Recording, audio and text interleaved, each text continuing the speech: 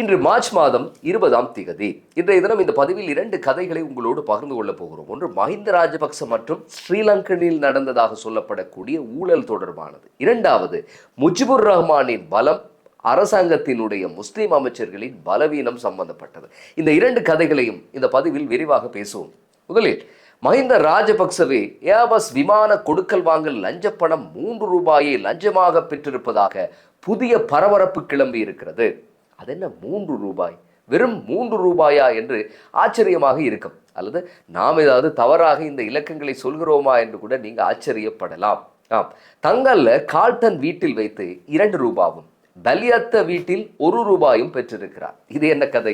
60 million ரூபாய், அதாவது 6 கோடி ரூபாய் லஞ்ச பணத்தை 3 சந்தர்ப்பங்களில் ஸ்ரீலங்கன் ஏர்லைன்ஸின் முன்னாள் பிரதம நிறைவேற்று அதிகாரி கபில சந்திரசேன மஹிந்த ராஜபக்சவுக்கு வழங்கியதாக ஒப்புக்கொண்டார் என்றுதானே செய்திகளில் வந்திருந்தது.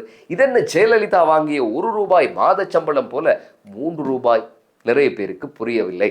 சிம்பிளாக சொன்னார், பொதுஜன பெரமுனவுக்கே உரித்தான இலகு கணிதம் ஒன்று இருக்கிறது. பை லாஜிக் தியரி என்பார்கள். அது பையோக்கள் கண்டுபிடித்த நவீன பைத்தகரஸ் தேற்றப்படியால் தான் இப்படி ஒரு பெயர் சூட்டப்பட்டிருக்கிறது. அதாவது ஊழல் செய்ததாக சொல்லப்படும் அல்லது லஞ்சமாக பெற்றுக்கொண்டதாக சொல்லப்படக்கூடிய பணத்தை நாட்டின் மக்கள் தொகையால் வகுக்க வேண்டும். அப்படி வகுத்தால் வரக்கூடிய விடைதான் அவர்களுக்கே உரித்தான அரசியல்வாதியால் நாட்டுக்கு ஏற்பட்ட இழப்பாக கருதப்படும். இந்த தர்க்கத்தை தான் அவர்கள் மஹிந்தானந்த போன்றோரினுடைய ஊழல் விவகாரத்தில் எல்லாம் சொல்லி சொல்லி கணித மேதை ராமானுஜத்தையே தோற்கடித்தார்கள். இதன்படி பார்த்தால் கபில சந்திரசேன மஹிந்த ராஜபக்சவுக்கு வழங்கியதாக சொல்லப்படக்கூடிய லஞ்ச பணம் 60 மில்லியன் ரூபாய். நாட்டினுடைய மக்கள் தொகை எவ்வளவு? 20 மில்லியன். 60 மில்லியனை 20 மில்லியனால் வகுத்தால் எவ்வளவு வரும்? ஆளுக்கு 3 ரூபாய். அதுதான் அந்த கணக்கு. மஹிந்த ராஜபக்ச மீது எந்த குற்றச்சாட்டுகள் இருந்தாலும் அவர் எங்களுடைய தேசிய வீரன், யுத்தத்தை முடிவுக்கு கொண்டு வந்தவர். மஹிந்த மீது கை வைத்தால் பெரும்பான்மையின மக்கள் வீதிக்கு இறங்குவார்கள் என்கிறார் பொதுஜன பெரமுன செயலாளர் சாகர காரியவசம். யுத்தத்தை முடித்தார் என்ற பெயரில் தான் அத்தனை பகல் கொள்ளைகளுக்கும் மனித உரிமை மீறல்களுக்கும் நியாயம் கற்பிக்கப்பட்டு கொண்டிருக்கிறது. முதலாவதாகவும் எனது நாடு, இரண்டாவதாகவும் எனது நாடு, மூன்றாவதாகவும் எனது நாடு என்றவாறு நிலத்தை முத்தமிட்டுத்தான் அத்தனை அக்கிரமங்களும் செய்யப்பட்டன. முதலாவதாகவும் 20 மில்லியன் பணம், இரண்டாவதாகவும் 20 மில்லியன் பணம், மூன்றாவதாகவும் 20 மில்லியன் பணம் என்று 60 மில்லியன் வழங்கப்பட்டதை மாண்புமிகு லஞ்சமாக கொண்டாடி நாட்டை காப்பாற்றிய ஜனாதிபதிக்கு ஜெயவேவா என்று எல்லோரும் கோஷம் போட வேண்டும் என்று சாகர காரியவசம் எதிர்பார்க்கிறார் போலத்தான் தெரிகிறது. தனிநபர் ஒருவர் நாட்டுக்கு இவ்வளவு கடன் என்ற ஒரு செய்தியை கேட்ட ஒரு படத்தில் விஜய் போய் அவர் கடனை செலுத்திவிட்டு வருவார். அதே போல நாட்டு மக்கள் எல்லாம் சேர்ந்து ஆளுக்கு 3 ரூபாய் செலுத்தினால் யுத்த வெற்றி நாயகனின் 60 மில்லியன் விவகாரம் முடிந்துவிடும். அதெல்லாம் சரி, மஹிந்த ராஜபக்ச மீது கை வைத்தால் நாட்டு மக்கள் வீதிக்கு வருவார்கள் என்று சாகர காரியவசம் விட்டார் பாருங்கள் ஒரு கதையை. ஆரம்பிக்கலாமா என்று சட்டம் கேட்கும் போதே இப்படி பயந்தடித்துக் கொண்டு பேசுகிறார் சாகர காரியவசம். இதே மக்கள்தான் மஹிந்தவை ராஜினாமா செய்து திருகோணமலை கடற்படை முகாமுக்குள் ஓடி ஒளிய வைத்தார்கள். இதே மக்கள்தான் அவரது 60 வருட அரசியல் வாழ்க்கைக்கு கரும்புள்ளி செம்புள்ளி குத்தினார்கள் என்பதை மறந்துவிட்டார் காரியவசம். ஏர்பஸ் கொடுக்கல் வாங்கல் பற்றி நாம் இதற்கு முன்னர் விரிவாக விவரித்திருக்கிறோம். மிக சுருக்கமாக உங்களுக்கு மீண்டும் சொன்னால், 2013ஆம் ஆண்டு ஸ்ரீலங்கன் ஏர்லைன்ஸ் விமான சேவை 14 புதிய விமானங்களை கொள்வனவு செய்ய முன்வந்தது. 6 ஏர்பஸ் 330 ரக விமானங்கள், 4 ஏர்பஸ் 350 ரக விமானங்கள் என்று 10 விமானங்களை வாங்கவும், மேலும் 4 ஏர்பஸ் 350 ரக விமானங்களை லீசிங் அடிப்படையில் கொள்வனவு செய்யவும் $26 மில்லியன் பணத்தை ஸ்ரீலங்கன் முற்பணமாக செலுத்தியது என்றுதான் இந்த கதை ஆரம்பமாகிறது. இவற்றுக்கு 2.3 பில்லியன் டாலர்கள், அதாவது 2300 மில்லியன் டாலர்கள் செலவாகும் என்று சந்தை பெறுமதிக்கு மேலதிகமாக கணக்கு காட்டியது ஸ்ரீலங்கன் நிர்வாகம். இந்த கொடுக்கல் வாங்கலில் ஏர்பஸ் 16.7 மில்லியன் டாலர்கள் லஞ்ச பணத்தை வழங்க முன்வந்தது. ஆரம்ப கட்டமாக $2 மில்லியன் பணத்தை ஏர்பஸ் நிறுவனம் ஸ்ரீலங்கனின் பிரதான நிறைவேற்று அதிகாரி கபில சந்திரசேனவின் மனைவியின் புரூனே நாட்டு வங்கி கணக்கில் வைப்பு செய்கிறது. இது பற்றி பிரித்தானியாவின் கிரவுன்ஸ் நீதிமன்றம் அம்பலப்படுத்தியது. ஏர்பஸுக்கு தண்டப்பணமும் கூட விதிக்கப்பட்டது. ஏர்பஸ் நிறுவனமே ஒத்துக்கொண்டது மட்டுமல்லாமல் இலங்கையில் நடக்கும் விசாரணைகளுக்கும் முழு ஒத்துழைப்பு வழங்கி கொண்டிருக்கிறது ஏர்பஸ். சரி, ஏர்பஸ் வழங்கிய லஞ்ச பணம் அந்த $2 மில்லியன் என்னதான் நடந்தது? இந்த பணம் பின்னர் கபில சந்திரசேனவினுடைய சிங்கப்பூர் அக்கவுண்ட்டுக்கு மாற்றப்பட்டு பல்வேறு தரப்பினர் வழியாக சில நபர்களினுடைய அக்கவுண்ட்டுகளுக்கு போய் சேர்ந்ததாக விசாரணைகளின் மூலம் தெரிய வந்தது. இதில் $1,60,000 பணம் 2023ஆம் ஆண்டு ஸ்ரீலங்கனின் நிர்வாக பிரிவில் இருந்த சமல் ராஜபக்சவின் புதல்வர் சமீந்திர ராஜபக்சவின் அக்கவுண்டிலும் வைப்பு செய்யப்பட்டதாக கண்டறியப்பட்டது. அதாவது அமெரிக்காவில் ஒளிந்திருக்கும் சமீந்திர ராஜபக்சவுக்கு டாலரிலும் தேசிய அளவில் முன்னாள் ஜனாதிபதிக்கும் அப்போதைய சிவில் விமான போக்குவரத்து அமைச்சர் பிரியங்கர ஜெயரத்னவுக்கும் ரூபாவில் பணம் வழங்கப்பட்டுள்ளது தெரிய வந்திருக்கிறது. பிரியங்கர ஜெயரத்னவுக்கு 20 மில்லியன் ரூபாய் பணம் குள்ளுப்பிட்டியில் வழங்கப்பட்டுள்ளது. நீதிமன்றத்தில் நடந்த வழக்கு விசாரணைகளின் போது லஞ்ச ஊழல் ஒழிப்பு திணைக்களம் சார்பாக ஆஜரான சட்டத்தரணி இந்த லஞ்ச பணம் தொடர்பான ஆதி முதல் அந்தம் வரையான கொடுக்கல் வாங்கல்களை நீதிமன்றத்தில் விவரித்திருந்தார்.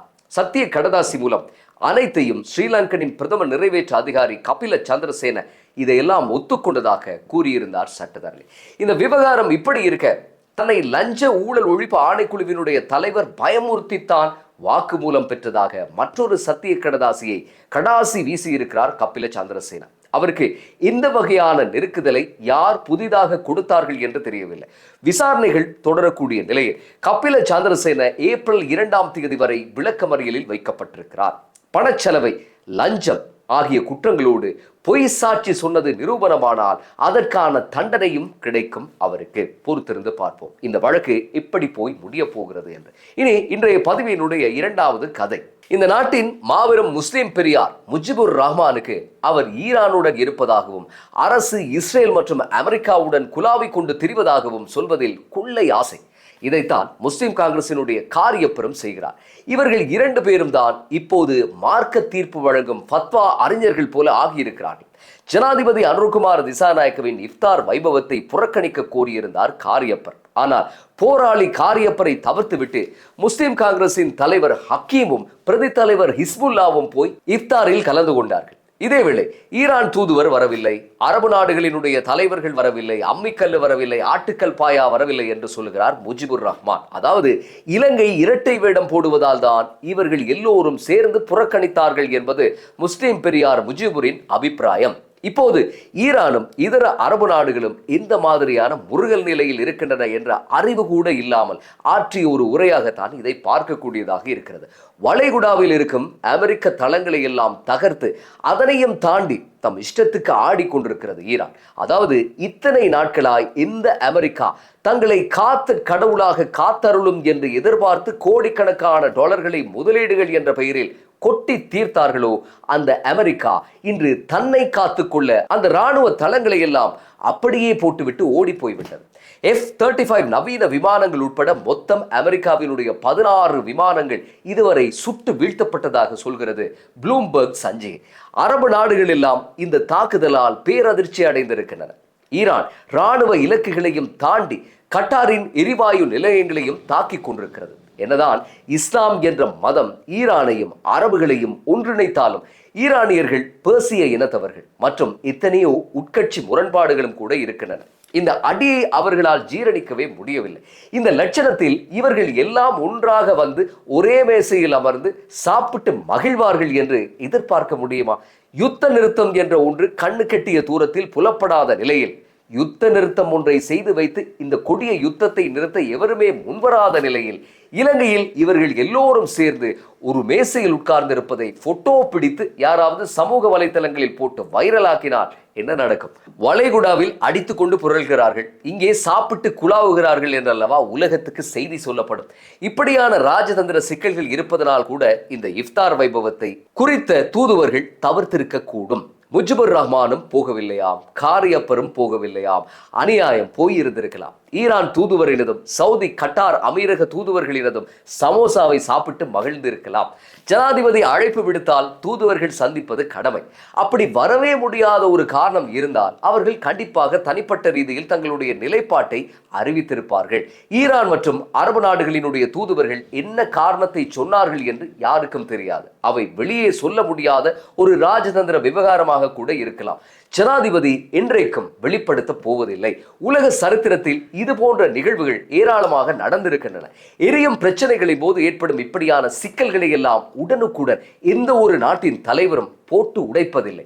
ஓய்வு பெற்ற பின்னர் புத்தகம் எழுதும் போது வேண்டுமென்றால் இவற்றை எல்லாம் சுவாரஸ்யமாக எழுதுவார்கள். ஆனால் அறவே தொடக்கூடாத சென்சிட்டிவான விவகாரமாக இருந்தால் அதையும் கூட சொல்ல மாட்டார்கள். இப்படியெல்லாம் இருக்க அரசை ஏதோ காட்டுமிராண்டிகள் போலவும் எந்த விதமான இங்கிதமும் இல்லாமல் நடந்து கொள்ளும் நன்றி மறந்த மனிதர்கள் போலவும் காண்பிக்க முயல்கிறார் முஜிபுர் ரஹ்மானும் காரியப்பரும். 2 நாட்களுக்கு முன் அரபு நாடுகள் ஈரான் மேற்கொள்ளும் தாக்குதலை கண்டித்து ஐநாவில் ஒரு தீர்மானம் கொண்டு வந்திருந்தது. பாகிஸ்தான் கூட ஆதரித்திருந்தது. ஆனால் இலங்கை ஆதரிக்கவில்லை. சர்வதேச கடல் சட்டத்தின்படி ஈரானின் 300க்கும் மேற்பட்ட கடற்படை வீரர்களையும் மாலுமிகளையும் மீட்டு அபயம் அளித்திருக்கிறது இலங்கை. என்னதான் கடல் சட்டம் என்று இருந்தாலும் அதற்கு மேல் அமெரிக்காவினுடைய சட்டம் என்று ஒன்று இருக்கிறது. அது உங்களுக்கு தெரியும். ஐநா சபையே அமெரிக்காவினுடைய பேச்சுக்கு பொம்மையாக ஆடும்போது இலங்கை ஈரான் கப்பல் விவகாரத்தில் முதுகெலும்புடன் நடந்து கொண்டது. இப்படிப்பட்ட தீர்மானம் எடுத்த ஜனாதிபதியையும் அரசையும் தம் மலினமான அரசியலுக்காக சேறு பூசுகிறார்கள் இவர்கள். அமெரிக்காவால் தகர்க்கப்பட்ட ஒரு கப்பல் இலங்கைக்கு அருகே இருந்த சர்வதேச கடற்பரப்பில் வைத்து 11 மணித்தியாலங்கள் அவகாசம் கேட்டு காத்திருந்ததாக சொன்னார் ரவுஃப் ஹக்கீம். ஆனால் அந்த கப்பல் மார்ச் 9 முதல் மார்ச் 13 வரையான காலப்பகுதியில் இலங்கை வர நல்லெண்ண அடிப்படையில் பிப்ரவரி 26 அனுமதி கேட்டிருந்ததாகவும், ஆனால் துரதிர்ஷ்டவசமாக மார்ச் 4 இப்படியானதாகவும், அந்த கப்பல் தாக்கப்பட்ட 2 மணித்தியாலங்களில் இலங்கை கடற்படை விரைந்து சென்று எஞ்சியவர்களை மீட்க உதவியதாகவும் பாராளுமன்றத்தில் சொல்லியிருந்தார் அமைச்சர் விஜித ஹேராத். இங்கே உள்ள சோகம் என்னவென்றால், ஆளும் கட்சியில் இருக்கும் முஸ்லிம் பாராளுமன்ற உறுப்பினர்கள் எவருமே முஜிபுர் ரஹ்மான் போன்றோரின் விஷமத்தனமான கருத்துக்களுக்கு எந்த விதமான பதிலும் அளிப்பதில்லை, அல்லது பதிலளிக்க அவர்களுக்கு தைரியம் இல்லை. சில நேரங்களில் பெயர்களை குறிப்பிடாமல் பழுத்த தாடி மீசை வைத்திருந்த ஒருவர் என்ற பாணியில் ஒரு விதமான பதிலை கொடுப்பார்கள். நமது படத்தொகுப்பாளர் கண்ணனும் கூட இவர் யாரை குறிப்பிடுகிறார் என்று கேட்பார். அந்த அளவில் அவர்களுடைய பதில் இருக்கும். பாராளுமன்றத்தில் இன்று யார் யார் பேச போகிறார்கள், எவர் பேச போகிறார்கள் என்று முன்கூட்டியே ஒரு அஜெண்டா பாராளுமன்ற உறுப்பினர்களுக்கு கிடைத்துவிடும். ஆனாலும் அவர்கள் அதையெல்லாம் படிப்பதில்லையா, பார்ப்பதில்லையா? இப்படியான விவாதங்கள் வரும்போதெல்லாம் அங்கே இருப்பதில்லையா? இவ்வளவு பேசும் காரியப்பரிடம் 2014 அலுத்கம தர்கா நகர் வன்முறை தொடர்பாக பாராளுமன்ற விவாதம் நடந்த போது ஒரு முஸ்லிம் பாராளுமன்ற உறுப்பினர் ஏன் சபையில் இருக்கவில்லை எனெல்லாம் கேட்கக்கூட யாரும் இல்லாதது மிகப்பெரிய சோகம். இந்த விவாதத்தை கோரியவரும் அன்றைய பாராளுமன்ற உறுப்பினராக இருந்த அனுரகுமார திசாநாயக்க தான். அதுவும் இதே போல ஒரு நோன்பு காலத்தில் நடந்த சம்பவம். ஆனால் துரதிர்ஷ்டம், ஒருவரும் இருக்கவில்லை. டிஸ்கவரி சேனலில் மான் கூட்டத்தை வேட்டையாடும் சிங்கம் போல தனியாளாக கர்ஜித்து விட்டு ஓய்ந்தார் அனுரகுமார திசாநாயக்க அன்று.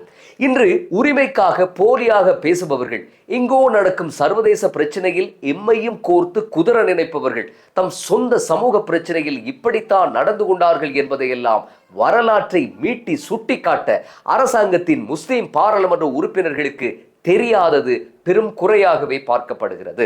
2014 அலுத்கம தொடர்பான விவாதம் நடந்த ஹன்சான் தரவுகளை எடுத்தாலே போதும். ஆனால் அதையெல்லாம் செய்ய தெம்பு இருக்க வேண்டும். இளகிய மனம் உள்ளவர்கள், இதயம் பலவீனமானவர்கள் அரசியலுக்கு வந்திருக்க கூடாது. இத்தோடு முடித்துக் கொள்கிறோம். மீண்டும் அடுத்த பதிவில் சந்திப்போம். சிந்தித்து செயல்படுங்கள்.